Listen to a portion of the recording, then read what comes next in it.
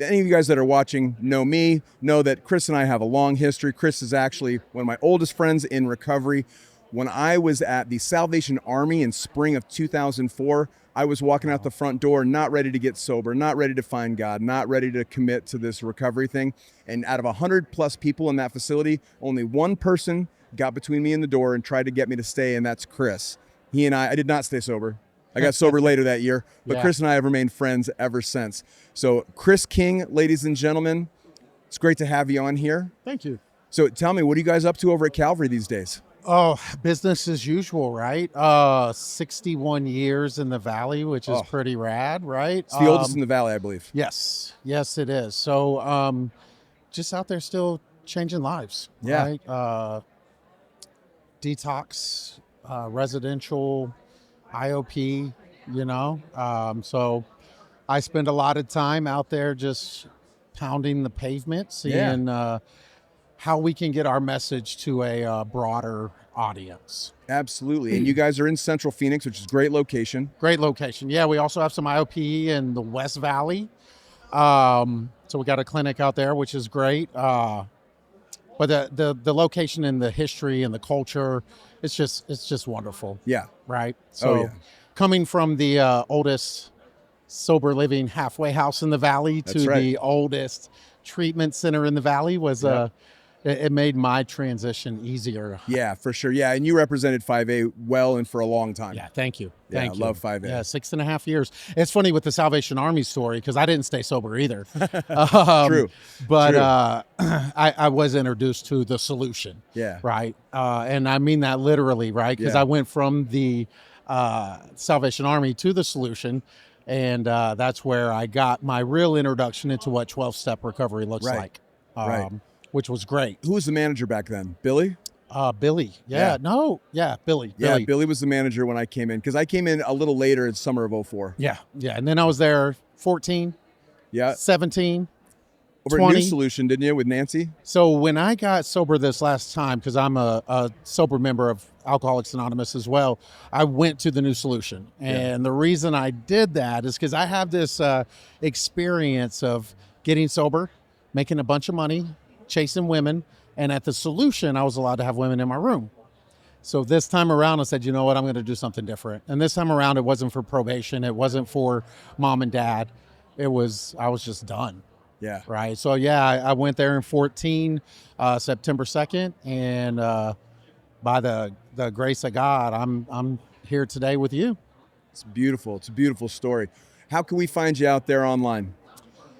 So Calvary in general, or Calvary, how do we connect with Chris King and Calvary? How do we get somebody into a bed? So you could email me, christopher.king@uhsinc.com. But the best thing to do is to call me, right? If you have someone that is in need of any services, since we cover the full spectrum, really, as far as substance use and alcoholism is concerned, with the medical detox, inpatient, residential, as well as, like I said, the IOP and PHP. But the thing about us is we're in network with almost anyone and everyone. You absolutely are. Yeah, including your Medicaid population and some of those ACA carve-outs, the marketplace plans. So if you got somebody that's in need, 602-791-5176 is my number. You can text me, call me anytime. I've been around long enough to know if that phone rings at 3 a.m., it's not a happy birthday message. It's a 911. And you could get somebody in essentially in the middle of the night. Yeah, absolutely. Our admissions team is 24/7. Oh, it's amazing. We also do take walk-ins. So if you're 7th Street and Montebello is the actual crossroads, you'll see the Calvary Healing Center sign. And from there, you just walk up, knock on the door, and we'll get you screened and get you in a bed if we can. It's amazing. What a great resource. Now, for the last question, I know your history. I know why you do this work, but I'm going to ask you for the benefit of our viewers. Okay. Why do you do this work? You know, it's there's no right or way for me to really articulate why I do the work. It's interesting that it is something that when I first got sober, my background was in sales, and my sponsor at the time was this dude Estel, and I said, Estel, I'm thinking about going into treatment from sales, and he's like, you got to give it a year. Give it a year commitment, and you'll know before that whether it's for you or not. And I knew right away that it's something I wanted to build a career out of. And I mean, I went entry level to get to where I am now. What was your first job in the field? I worked at a Better Today as peer support. Oh yeah, that's right. Yeah, that's right. yeah. So I was just hanging out with clients, getting them to meetings, doing redirection, AMA blocking, different things like that. And my Front career, lines. direct patient care. And I stayed in operations for 4 years before I transitioned into my director role. Yeah. But it's hard work. It's 24/7 work.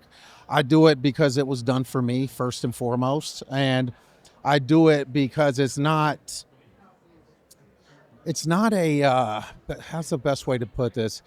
It's not instant gratification in the sense that just because I get you in a bed or we get you in a situation where you have the ability to recover, that's not what it is. For me, it's that alumni meeting a year later, right? Or when you bump into that guy or gal on the streets and they're celebrating Out in public in a restaurant. Yeah, with their I love family. that. I bumped into an alumni at an airport in the TSA pre-check line.